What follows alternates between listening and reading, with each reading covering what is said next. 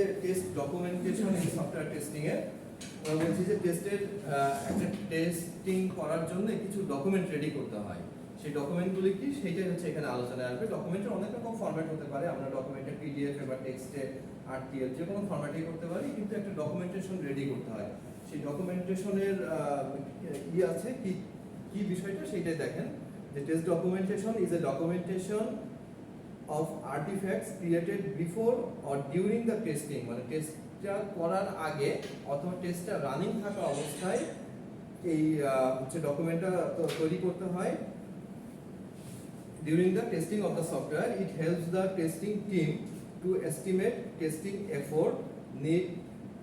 effort needed and test coverage, resource tracking, execution process, etc. মানে হচ্ছে আপনাদের দেখেন টেস্ট কতটুকু এফোর্ট লাগবে, এই টেস্টটা করতে আমার কতটুকু ম্যান পাওয়ার লাগবে, কতটুকু রিসোর্স মানে মেশিনস লাগবে বা ইন্টারনেট লাগবে কিনা, কি ধরনের মেশিন লাগবে, কতজন ম্যান পাওয়ার লাগবে, কত দিন সময় লাগবে, এইগুলিকে হচ্ছে এফোর্ট বলছি। টেস্ট কভারেজ, টেস্টের মধ্যে কি কি কভার করবে, মানে ওই সফটওয়্যারটার মধ্যে কোন কোন অংশ টেস্ট করব, কোন কোন পার্ট টেস্ট করব, সেই টেস্ট কভারেজ। রিসোর্স ট্র্যাকিং, কি কি রিসোর্স আমার লাগছে সেগুলিকে ট্র্যাক করা, এন্ড এক্সিকিউশন প্রসেস এটসেট্রা, এই বিষয়গুলিকে লিস্ট করতে হয়। It is a complete suite of document that allows you to describe the document test planning. আপনাদেরকে টেস্টের মনে করেন যে আপনাদের বলা হলো যে আপনাদেরকে ব্যাংকিং একটা সফটওয়্যার দেওয়া হলো যেটাকে টেস্ট করবেন। তো আমরা ওই সফটওয়্যারটা টেস্ট করার চেয়ে আপনাদেরকে ফাইনালে এরকম কোশ্চেন থাকবে যে একটা ব্যাংকিং সফটওয়্যারের টেস্ট ডকুমেন্টেশনটা লিখেন। এটা একটা ব্রড কোশ্চেন, হয়তো 20 মার্কস থাকবে, 4-5 পাতা লিখতে হবে। কিন্তু কি কি পয়েন্ট লিখবেন আমরা মেইনলি ওই পয়েন্টগুলি দেখব, পয়েন্টের মধ্যে কি কি আসছে সেটা আপনারা বুঝতেই পারছেন। এরকম কিছু স্যাম্পল আপনাদেরকে দিয়ে দেবো, ওই স্যাম্পল দেখলে আপনারা বুঝতে পারবেন। অ্যাটলিস্ট 2টা স্যাম্পল আমি দিয়ে দিব, কমপ্লিট স্যাম্পল টেস্ট ডকুমেন্টের। So বলছিলাম যে it is a complete suite of document that allows you to describe and document test planning, test design, test execution, test results that are drawn from the test activity. So formality key for a newbie, it is easy to assume that testing is executing the various section of code on a ad hoc basis and verify the result. মানে একদম newbie মানে জানেন,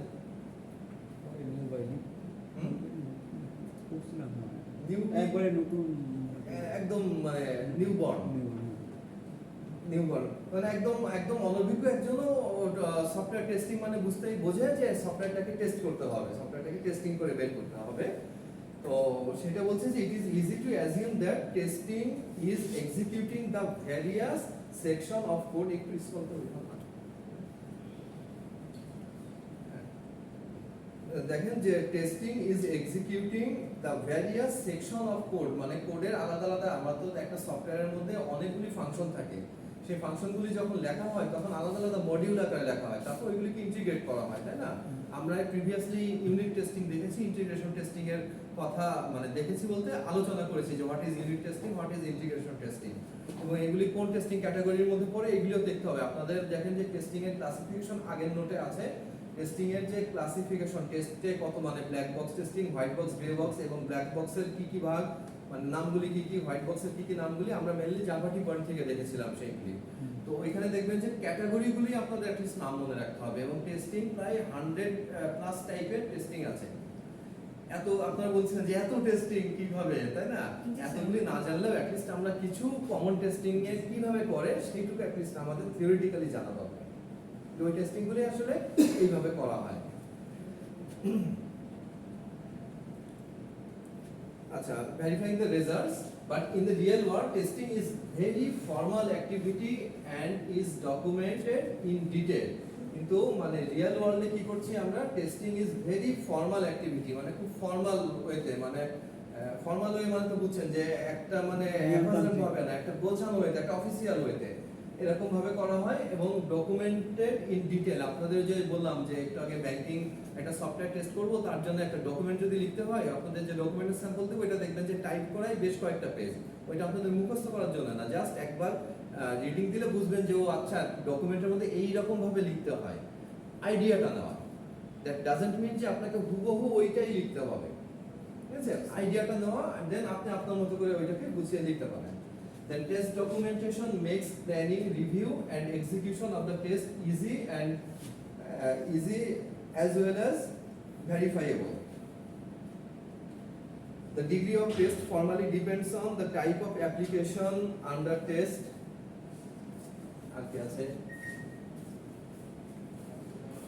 And standards followed by your organization and the maturity of the development process. Testing activities generally consumes 30 to 50% of the software development project effort. দেখেন যে অনেক effort দেওয়া লাগছে, কিন্তু 30 to 50% সফটওয়্যার ডেভেলপমেন্ট প্রজেক্টের এফোর্ট দেওয়া লাগে, and documentation helps to identify test process, improve that it can apply in the future project. আচ্ছা, আসাদ লিখেন তো যে একটা ব্রাউজার পেজে এসে লিখেন, হ্যাঁ এখানে এই যে ক্রোম ওপেন করেন, ক্রোম ওপেন করে একটা পেজে লিখেন যে test document, software testing document for banking software.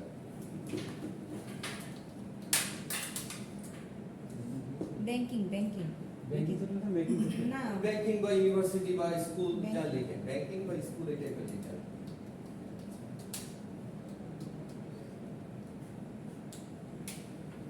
তো জাস্ট স্যাম্পল দেখাতাম, মনে করেন যে স্যাম্পল না, এটা না, আমরা ডকুমেন্ট চাচ্ছিলাম, একটা ফুল ডকুমেন্ট ব্যাক করেন, নিচে আসেন,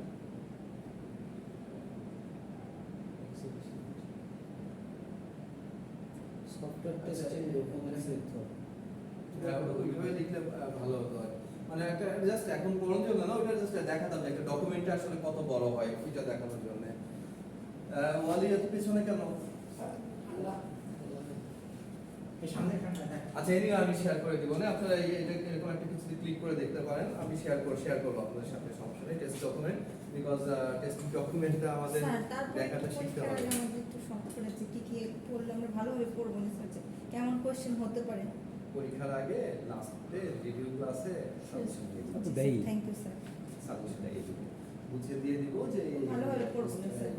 ভালোভাবে পড়বেন।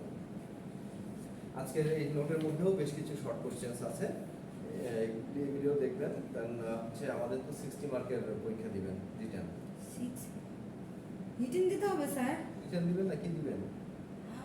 তাহলে তো স্যার অনেক ভালো করে করতে পারে। 60 মার্ক করতে হবে, একটু করতে হবে। 60 মার্ক মানে কি, একটা টেস্ট ডকুমেন্ট লিখবেন, ওটাই দেখা যাচ্ছে 20 মার্কস থাকছে, কিছু শর্ট কোশ্চেন দেবো, ওইগুলোতে 5 মার্কস করে থাকছে, এরকম আর কি। কয় ঘন্টা স্যার একটু পরীক্ষা হবে?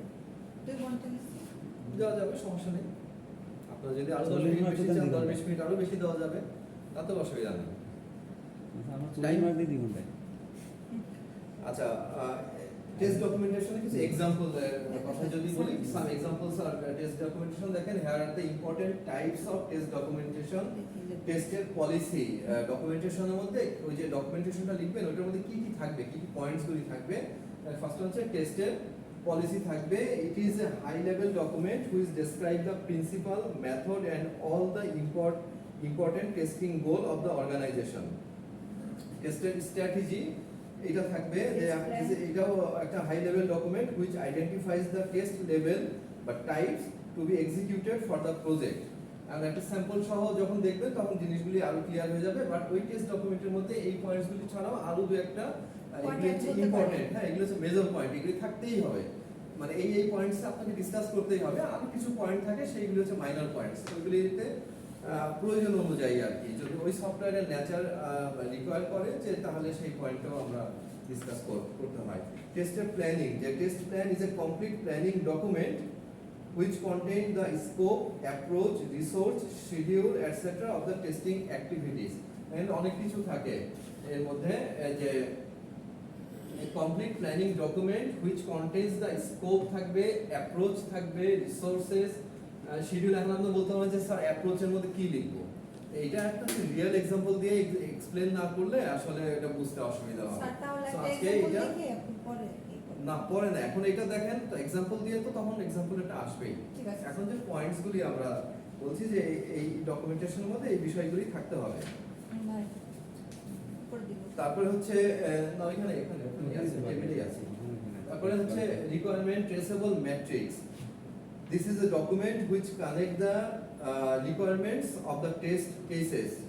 কানেক্ট করবে মানে রিকোয়ারমেন্ট ট্রেস করা যাবে ওইরকম একটা ম্যাট্রিক্স বা একটা ছক থাকতে হবে, যেটার মাধ্যমে কি হচ্ছে দিস ইজ আ ডকুমেন্ট বা part of document which contain the requirements of the test cases. টেস্টের মধ্যে যা যা কেসগুলি থাকবে ওই কেসগুলিকে আপনার হচ্ছে এখানে লিস্টেড করা হবে।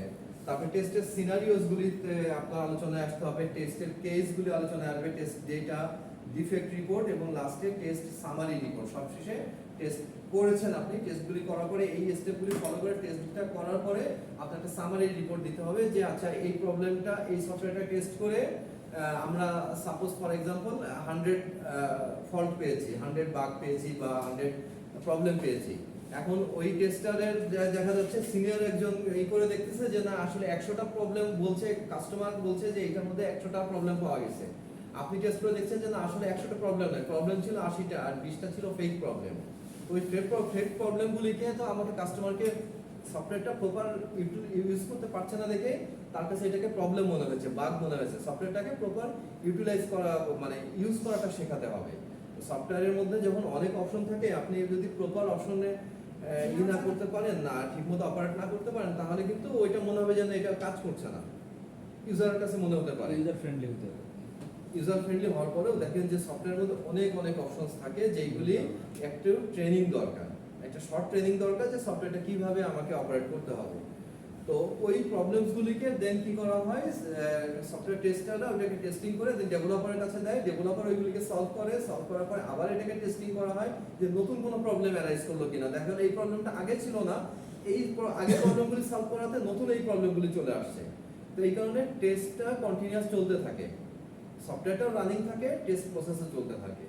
যেমন মনে করেন যে আমাদের যে সফটওয়্যারটা, এই সফটওয়্যারটা আমরা তো অনেক দিন ধরে ইউজ করছি, বেশ কয়েক বছর ধরে ইউজ করা হচ্ছে, তারপরেও এটা কিন্তু এখনো ডেভেলপমেন্ট ফেজে আছে।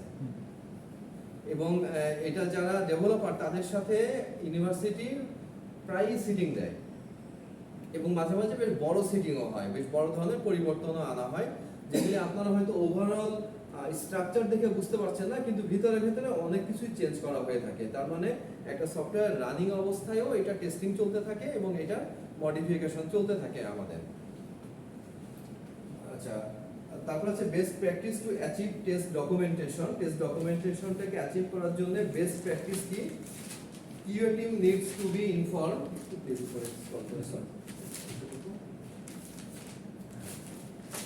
QA team needs to be involved in the initial phase of the project so that test documentation is created in parallel.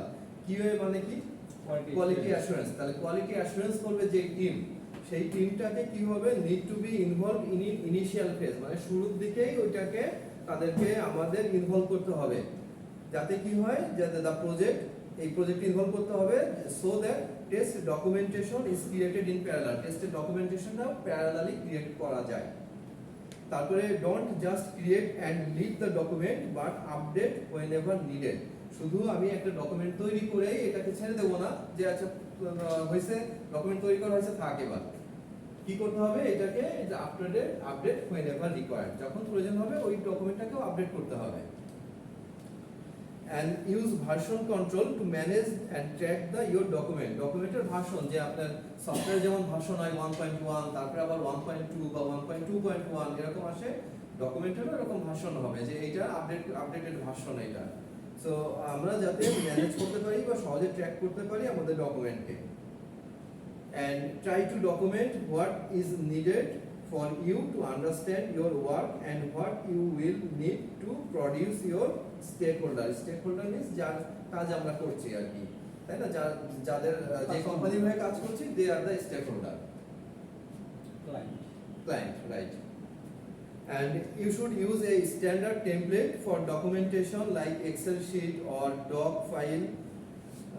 মানে একটা স্ট্যান্ডার্ড ডকুমেন্ট তৈরি করব যাতে এটা ওপেন করা যায়। দেখা যাচ্ছে যে আমরা কিছু সফটওয়্যার আছে, এটা দিয়ে তৈরি করলাম, ওই সফটওয়্যার সবার কাছে নাই, তো সেটা দিয়ে এসে ওপেন করতে পারছে না, এরকম না। আমরা কমন ফরম্যাটের কিছু, আমাদের ফার্স্ট পেজেই কিছু কমন ফরম্যাটের ছবি দেওয়া আছে, ডক হোক, এক্সেল হোক, টেক্সট হোক বা RTM হোক অথবা HTML বা PDF, এইগুলি কিন্তু সব কমন ফরম্যাট, জি, যে কোনো স্যার। পিসিতে ওপেন হয়। হুম।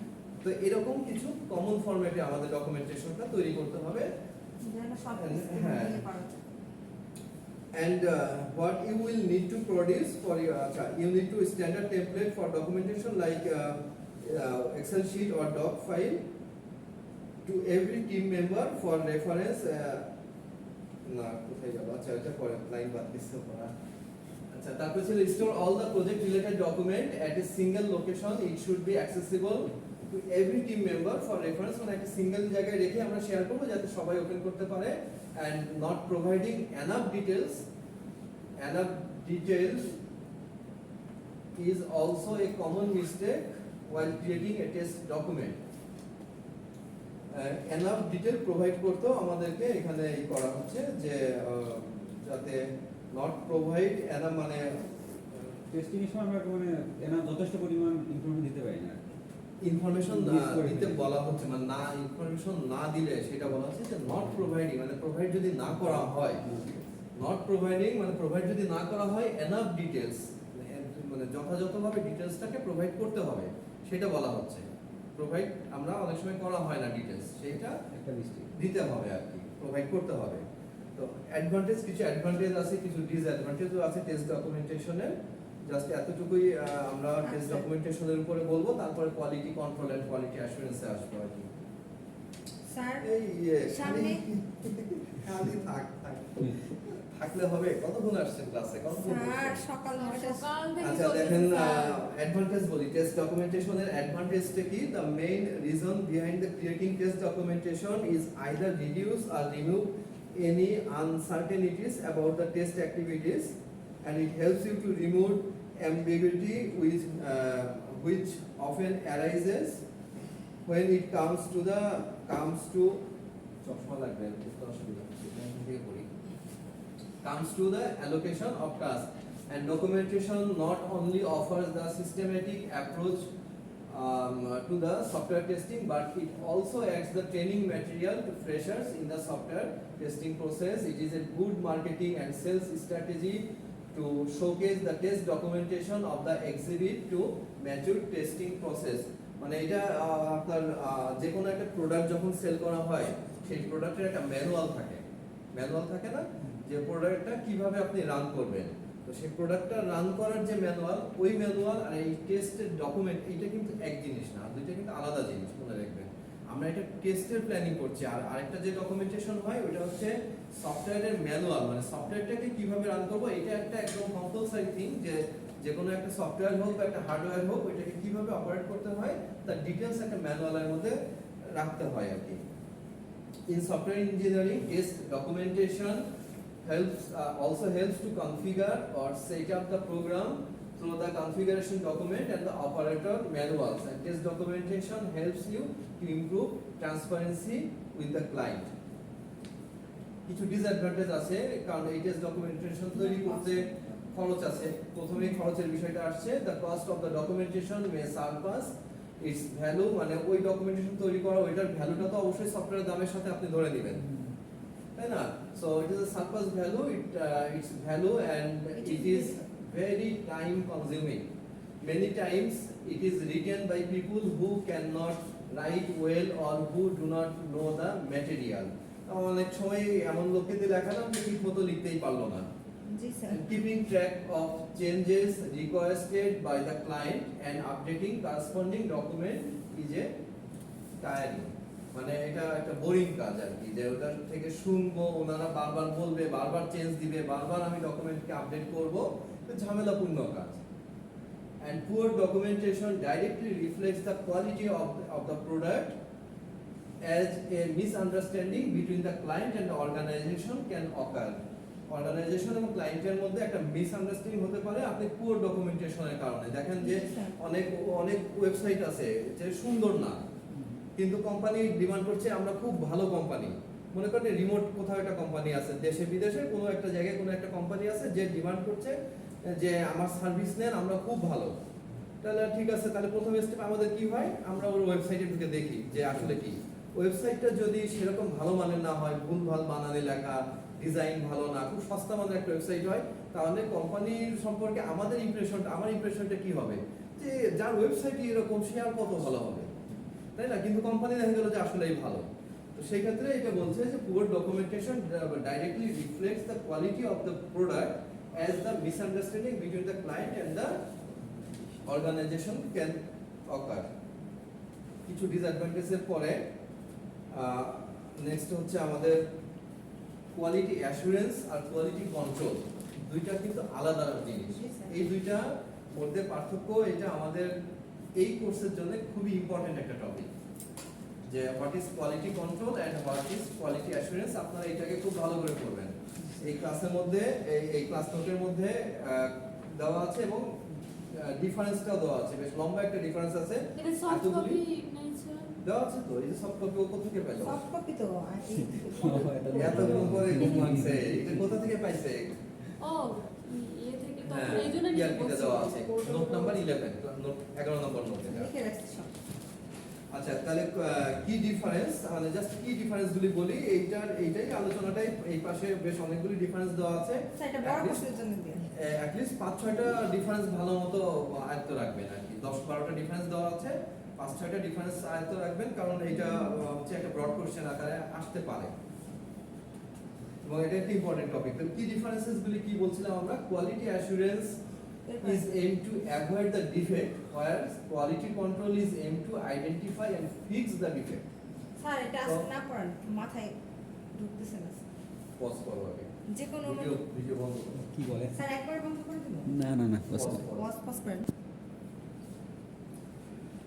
So in this class note আপনারা দেখতে পাবেন যে quality assurance and quality control এই বিষয়টার মধ্যে কম্প্যারিজন। জি sir. So what is quality assurance? So here quality assurance একটু স্ক্রল করি, কোয়ালিটি অ্যাসুরেন্স বিষয়টা কি and কোয়ালিটি কন্ট্রোল বিষয়টা কি, তারপর একটু স্ক্রল করি। জান ভাইয়া। এখানে জাস্ট বেশ পার্থক্যটা কিছু আছে। ডিফারেন্স দেওয়া আছে কোয়ালিটি অ্যাসুরেন্স কন্ট্রোলের। দুই একটা ডিফারেন্স যদি বুঝতে না পারেন তো দুইটাকে স্কিপ করেন, বাকি অনেক স্যার, ডিফারেন্স অনেক দিয়েছি কিছু আপনার আছে। জন্য। 5-6টা কিন্তু ভালো মতো মনে খেয়াল রাখতে হবে যে দুইটার মধ্যে কি ডিফারেন্সটা কি, এবং দুইটা পুরো আলাদা জিনিস। শুনতে একই রকম মনে হয় যে কোয়ালিটি নাম শুনে মনে হয় যেন একই, বাট এই করতে হবে। একটা স্যার এরপরে আমাদের আছে কিছু myths of manual testing. Manual testing মানে কি, যে ম্যানুয়ালি যে টেস্টিং করা হয় সেটা সম্পর্কে দুই একটা মিথ আমি যদি একটু বলি। যে দেখেন, যে মনে করি যে anyone can do manual testing, এটা অনেকে মনে করে যে ম্যানুয়াল টেস্টিং ওটা তো সবাই করতে পারবে, বাট আসলে testing requires many skill set, অনেক স্কিল দরকার হবে ম্যানুয়াল টেস্টিং করতে গেলে। যে কেউ চাইলে পারবে না। দিস ইজ হচ্ছে মিথ মানে হচ্ছে প্রচলিত কথা, এরকম কথা প্রচলিত আছে। ফ্যাক্ট মানে কি, দিস ইজ দ্য ট্রু, মানে আসলে কি ব্যাপারটা জি, কি। স্যার। তারপর বলছে মিথ বলছে testing ensures 100% defect free product, আমরা মনে করি যে টেস্টিং করলে 100% ডিফেক্ট ফ্রি একটা প্রোডাক্ট পাবো, বাট অ্যাকচুয়ালি কি, অ্যাকচুয়ালি হচ্ছে যে অনেক testing attempts to find as many defects as possible, identifying all the possible defects is impossible, মানে সব ডিফেক্টকে খুঁজে বের করা কিন্তু ইম্পসিবল, এবং এটা একবারে এত দ্রুত হয়ও না। তো থার্ডে বলছে যে automated testing is more powerful than manual testing. আমরা মনে করি অটোমেশন টেস্টিং করলে ম্যানুয়াল টেস্টিং এর চেয়ে এটা আরো ভালো পাওয়ারফুল, বাট অ্যাকচুয়ালি হচ্ছে যে 100% test automation can be done. 100% automatic testing করা পসিবল না, ম্যানুয়াল টেস্টিং এর কিছু অংশ থাকেই তার মধ্যে। And so বলছিলাম যে manual software testing is also essential, মানে ম্যানুয়াল টেস্টিংটাও দরকার। 100% কোনো অটোমেশন করা যায় না, কোনো টেস্টিং অটোমেশন করা যায় না। তারপর আরেকটা বলছে যে টেস্টিং ইজ ইজি, মানে টেস্টিং সফটওয়্যারটা বানানো না কঠিন, ওটা টেস্ট করব এটা আবার এমন কি কঠিন, সহজ কাজ। বাট আসল কথা কি, testing can be extremely challenging. Okay, and testing and application testing বেশি কঠিন। অফ কোর্স, কারণ টেস্টিং এর মধ্যে আমাদেরকে সকল এরটাকে ভুল খুঁজে ত্রুটি বের করতে সব। হয়, এবং সফটওয়্যার টেস্টার যারা হয় তারা অ্যাডভান্স লেভেলের প্রোগ্রামার হয়। তার উপর স্যার কিন্তু সব অ্যাডভান্স লেভেলের এক্সপার্ট প্রোগ্রামার যারা, তারাই টেস্টার হয়। তার মানে জি, স্যার। প্রোগ্রামারের পর সিনিয়র ধাপ হচ্ছে টেস্টার, টেস্টার যারা করে। এবং এই person can be a tester and also developer also. জি স্যার। সো তাহলে আমরা বলছিলাম যে testing and application for possible uses cases with minimum test cases requires highly analytical skill, মানে অনেক অ্যানালিটিক্যাল স্কিল থাকতে হবে, প্রবলেম সলভিং অ্যানালিটিক্যাল স্কিল থাকতে হবে। মনে করেন যে ছোট একটা প্রোগ্রাম, তার ভেতরে অল্প কিছু মডিউলস বা ফাংশনস আছে সেইগুলিকে বিভিন্নভাবে পারমুটেশন কম্বিনেশন করে তো আপনাকে টেস্টিং করতে হবে, তাই না? যাতে কোনোভাবেই ওইটার থেকে কোনো ফল্ট বের না হয়। যদি ফল্ট থাকে সেটা ডেভেলপারকে জানাতে হবে যে এই ফল্ট আছে, সেটার লজিক বা কোড তখন চেঞ্জ করতে হবে।